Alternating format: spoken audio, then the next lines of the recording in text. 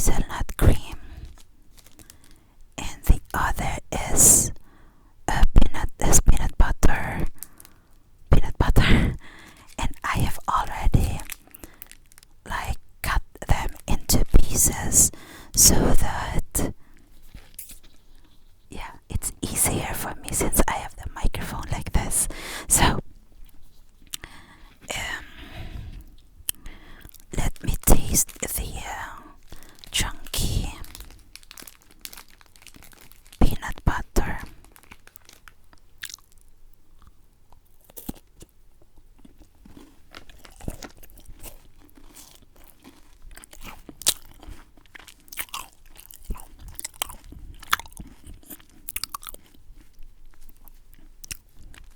Super yummy, guys. Okay, sorry about that. So the movie is about 3 Afro-American women, and this happened in 1960s, guys. But the movie started when one of them, Catherine, who is a genius, it started with showing us how great she was, or is she still alive? She's 95, and showing us how she can compute like mathematical computation so easily, and she jumped some classes because she was a genius, or is a genius. She's 98, sorry. The other 2 characters are Mary and Dorothy. We don't see of their youth, guys.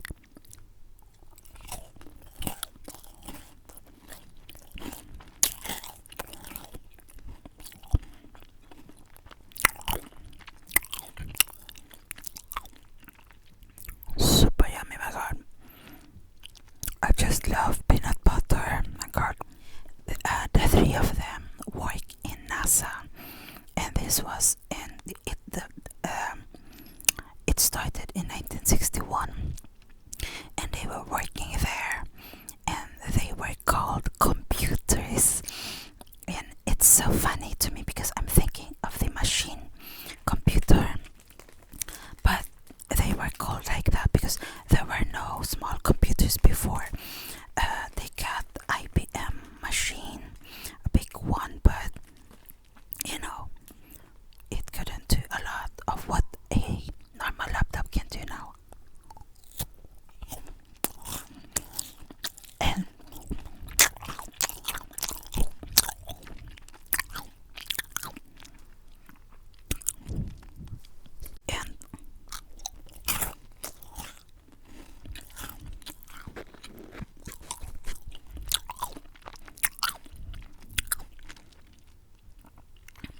the 3 were Dorothy she was acting like a supervisor,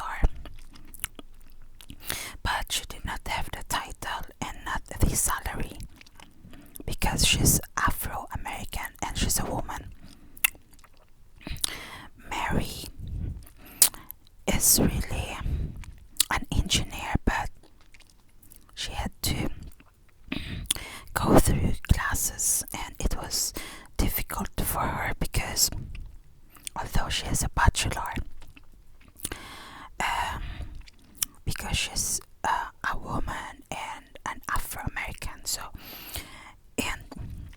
but Catherine, I think, was the most intelligent, so she could work right away. And one of the characters, who is played by Kevin Costner, he is the boss of everyone. Now in the trailer, if you have seen the trailer, guys, it will show us about Kevin Costner helping the women because they, at that time, this is the hazelnut, guys. At that time, colored people did not have the same toilets as white people, and that was what you can see in the trailer. And this Catherine is so intelligent, she could help with the calculations,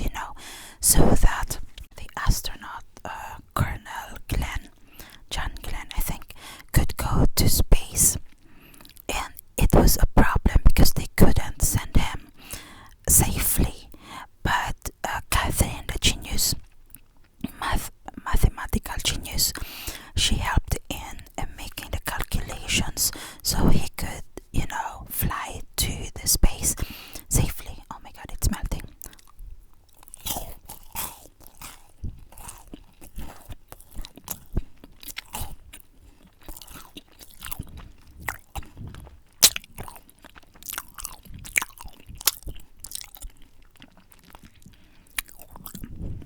This is yummy too.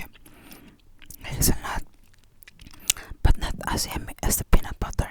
Catherine's boss was so angry because Catherine was always awake, not really, but she would be like, when she takes a break, a pee break, she would disappear for 45 minutes because she was not allowed. There was no colored toilet in the building where she was helping the others and calculate. So she had to walk or run really for a mile at least. So, and she was even doing the calculations while she was peeing because she wanted to save time. We shouldn't forget, guys, that in any discrimination, the rules does not change because people who are in power suddenly become kinder. It's not because of that. The movie really shows that those of us who are discriminated are the ones, usually the ones who are fighting for the rule or the law to be changed. Otherwise, no one would fight for us, guys. So this is what the movie is showing. Now, the boss, or Kevin Costner, did not become kinder. He took away the sign, the colored toilet sign, so everyone could use the toilet. He did this out of not out of kindness, but out of necessity. He needed Catherine when he needed Catherine there right away. He couldn't wait 45 minutes, so that is why he did what he did. But of course, in the movie, you would almost think that, he became kinder. It's not like that. Michael and I also talked about, because Michael worked in aerospace, and Michael, employed everyone, no matter what race or gender they had, and that is good. He worked from 1973 at that time, but of course there was still discrimination. So it was Catherine who told the boss that, yeah, I have to run like 1 mile and no one cares, and like that. And yeah, when it comes to and the coffee pot, they didn't want to. She had her own cup and her own pot also, because they didn't want her to use the same coffee thermos. So Kevin Costner didn't have to do that. He was kind in that. So he took away the sign, colored or something. I don't remember. I don't remember seeing the sign. But then he took away the sign, so Catherine can drink from the same thermos. And so, and with Mary is, she wants to be an engineer, and she had a boss, a Polish boss, who gave her a break, and but in order for her to study to become an engineer, she has to take some classes in high school, and then continue studying engineering. And there was no law permitting her to study that, so she had to go to a judge and tell him she researched about him that he was the first um, academic in his family. So she said she wants to be the first, yeah, African woman who would be a aeronautical engineer, something like that. And so she convinced the judge. It was not because it was given to her, so she had to convince the judge. She fought for it, and not only that, she also fought for it in her family, because her husband was afraid she would get hurt, not because he was uh, um, a chauvinist pig. No, he loved her, but he didn't want her to get hurt. But yeah, she fought for that right, and so that's why she could study and become an engineer. And when it comes to Dorothy, she also had to fight for her right to become a supervisor by like talking to her to her boss, which is played by Kirsten Dunst. My God, Kirsten looked so old in that movie.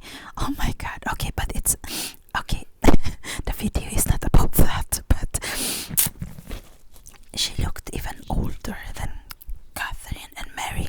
But you know, Dorothy, the actress, is the same actress in The Help, guys. You know, the one who put pop in the pie, chocolate pie. But anyways, the help. Anyways, Dorothy had to convince her to make her supervisor, although Kirsten thought she was already kind to her, because you know, she gave Dorothy, Mary, and Catherine a chance to go to the big guys, you know. And Dorothy showed her brilliance in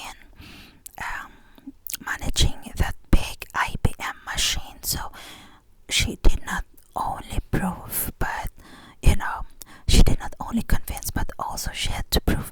All three ladies had to prove, and not only them, also they had also other Afro-American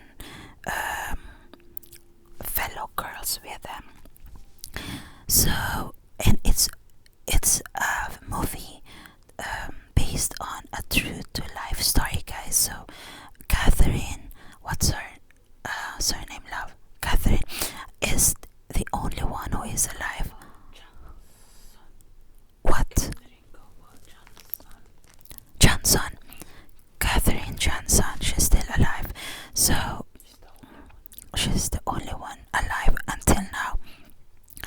I love the movie, because when you think of outer space, when you think of astronauts, you're only thinking of men, but the power behind these men were women.